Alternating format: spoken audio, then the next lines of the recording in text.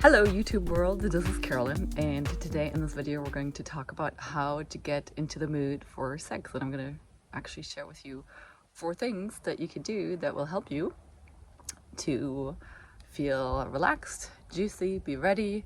And obviously this is for women. I'm a woman. I don't know how to get in the mood for guys. Well, I have some ideas, but I'm not a guy. So this is for you women out there that want to make your sex lives more connected and more better. I promise you by the end of this video I'll have 4 practical things that you can do and implement that will help you create better intimacy and a juicier connection with your guy. So stay tuned for the best intimacy, love, and juicy lovemaking advice, connection advice, creating a sacred union advice. Subscribe to my channel. I publish new videos every Friday, so the way that you subscribe is just finding the little bell symbol below the channel and you click it, and that way you're subscribed and that way you can stay in the loop.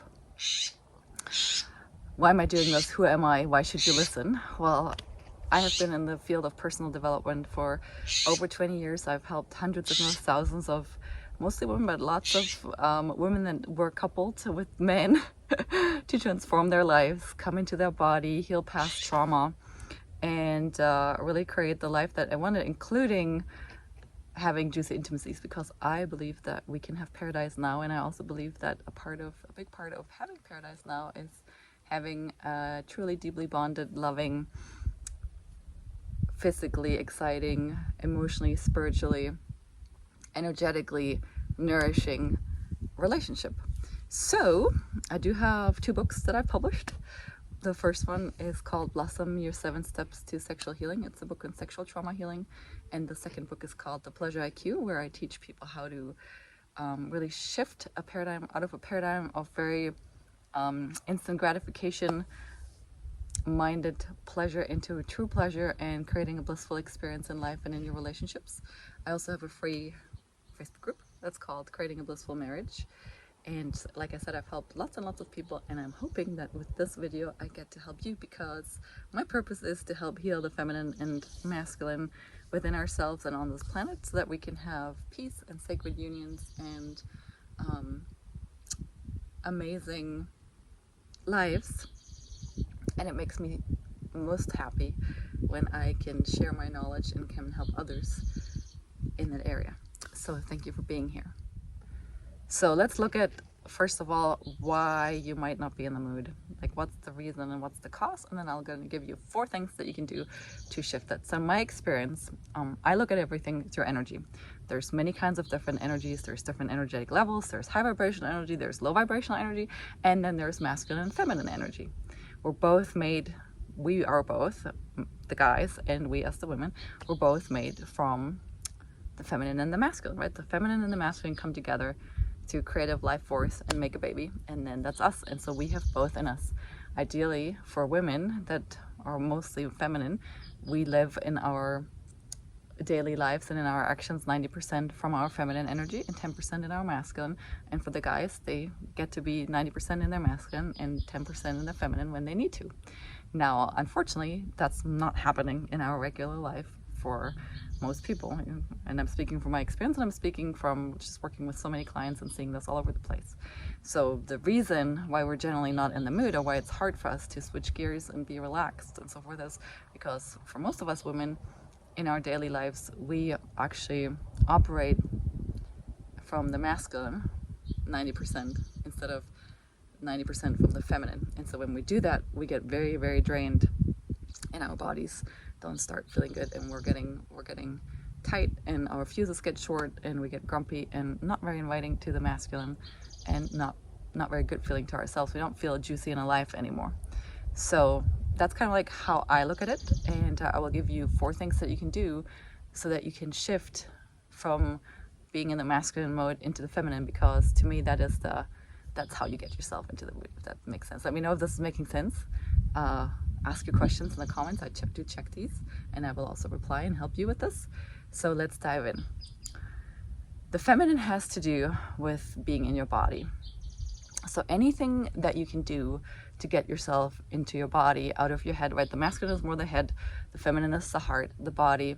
The masculine is the analytical, the thinking, the feminine is the feeling. So anything that you can do before you meet your man, or even while you're meeting your man, if you don't have time before, that you can do to bring yourself back into the body will help you shift into your native feminine energy and make it so that you're in the mood to connect and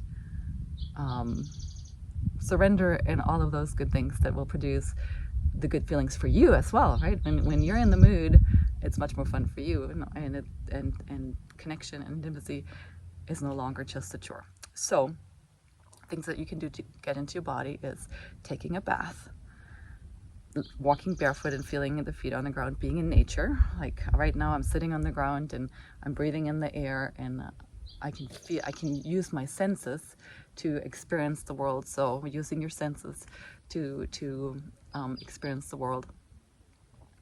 Dancing, for example. Those are some examples of things that you can do to bring yourself back into your body. Feminine energy also has to do with flow. So rushing around, being busy, being on a timeline, trying to cram in too many things into your day, all those things make it so that your day and your energy and your space feels very cramped and constricted and not expansive and not flowy. So if you know that you're gonna meet with your beloved later in the day, or if you're going on a date and you know that you possibly are gonna go home and have some nice lovemaking, then ideally that day you create some spaciousness in your schedule so that you don't have to have back-to-back stuff, so that you don't pile too much onto you, so that you're not running around like a headless chicken all day long, but so that you have some time where you don't have to do anything, like an hour or two where you can just putz around, nap, pet your dog, cook, flow, you know, where it's not structured and scheduled. Structure and schedule is very masculine energy, so just allow yourself some openness and some unplanned time, because in general that helps you reconnect to your feminine essence and makes it so that your nervous system relaxes and that you come back to yourself, and that your energy goes from, when we're in masculine mode, our energy is very much out there and a little bit chaotic and very driven. And what makes us feel better and what puts us more in the mood is bringing all that energy back to ourselves, again, into our body. And we do that by allowing ourselves spaciousness in our days and allowing ourselves to go with the flow. Tip number 3, I hinted upon this a little bit before, using your senses. Our senses help us to be connected to our inner essence. They calm us, they can bring beauty and peace to us. So in the beginning I talked about energies and frequencies. Stress, franticness, frustration, they're low vibrational frequencies. Relaxation, peacefulness, blissfulness, connectedness, they're high vibrational frequencies. And there's things that we can do to put ourselves into either the lower vibrational frequency spaces or states, and there's things we could do that put us into a higher vibrational frequency spaces. And so using our senses and doing things that involve our senses, obviously during lovemaking, right, like really feeling and sensing and kissing and smelling and giving yourself time during lovemaking is one thing, but in preparation for it, to get yourself into the mood, things that you can do is use essential oils, for example. Pamper yourself, get yourself a massage. For me, water is highly helpful. So either taking a bath again and really allowing yourself to take it in through your senses, really feeling the water on your skin, taking a shower, and instead of just being busy under the shower, not even noticing the water, really allowing yourself to feel the water on your skin, feeling the sensations. Being in nature is good for your senses, taking in the smells, taking in the sounds.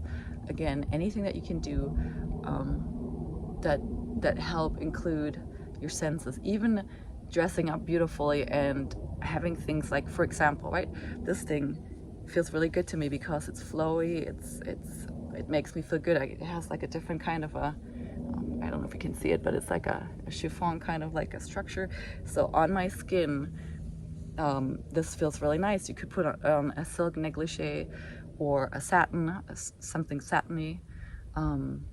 Yeah, those are just some ideas how you can include involving your senses and providing sensual experiences for yourself before you before you meet your lover while you're getting ready.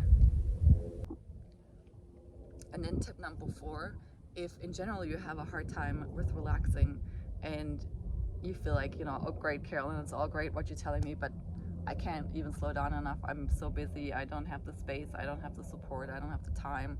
Like, I like what you're saying, but it makes sense, but there's no way in hell that I can fit that into my day.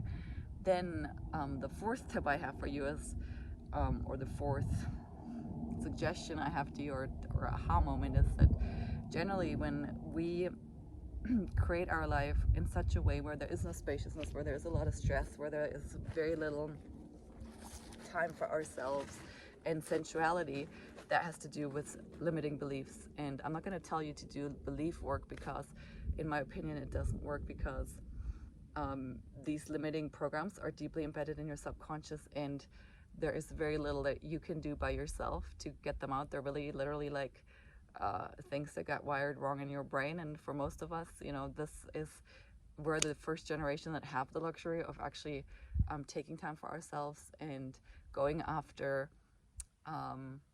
goals like complete self-expression.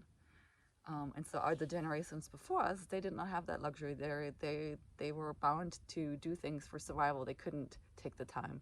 They didn't have the luxury to not work. They didn't have the luxury to take time for connecting and so forth, because they literally just had to work to survive and all those things. And even though we're not that generation anymore, it is still very deeply ingrained and embedded in us. And what I have found most helpful to help myself, to free myself, because believe you me, I'm from Germany. I had a lot of bad programming around not having fun, working hard, not allowing yourself anything basically, unless it was a good deed or for the greater good, or also one of the German programs is, that's really good to be modest, and it's good to be a martyr and suffer and all those things. And they are in counter opposition to having a blissful life. So it takes one to know one, is all I'm saying. I had lots of programs around self-sacrificing and just doing everything for everybody else, believing that that's the only way I would be loved, and all of those things that you probably as a woman have encountered as well. And so the thing that's helped me the most in transforming those patterns is a modality called family constellations. It's an energy work that essentially is like surgery that goes into your subconscious and literally changes those beliefs that are really not true, right? You don't have to work 24/7 to survive. That is not true. But if you subconsciously believe that, then that's what's going to happen, because the subconscious makes 95% of our decisions basically, or gives us the perceptions that will lead us to make the decisions based on what's in there. And so if you're having a hard time even listening to my first tips or thinking like how you could do that, then I would suggest to start doing some subconscious reprogramming work so that you can truly have it all in this lifetime. Because I believe that we came here to not suffer and not be completely stressed. We came here to experience bliss in our bodies, bliss in our relationships. We came here to experience paradise on earth. And for me, that means a state where you are relaxed and in the flow, and your life is the way that you dreamt it when you were little or when you had your wildest dreams. You might not be able to possibly have it overnight, but over time it's definitely possible. And so I'm here to encourage you to not give up on your dreams, especially if that entails having your dream relationship. If you're feeling a little discouraged because you've been together for longer, and when you got together you never thought you would be that couple that would not be into each other or would have arguments, and now that's where you're finding yourself. Do not despair. There is reasons for that, and there's ways to reverse it, and it has to do with energy. And so if you're interested, check out my other videos. I also do have a private training going over these things in more depth and explaining kind of what the things are that you can do to really create honeymoon feelings and have the amazing relationship that you really expected and thought you were going to have, and that your heart still longs for. The application for that training is in the description for this video. The link to my Facebook group is in the description for this video. There is links to related videos at the end of this video. I'm coming to you from Sedona. That's where I live. I'm sending you lots of this beautiful energy. I hope this was helpful. If you liked this video, like it. If you think this could help your girlfriends. Tell them about these videos and about my channel, and make sure to subscribe so that when I publish my next video you can be notified. Thanks for watching, and all my love to you. Bye bye.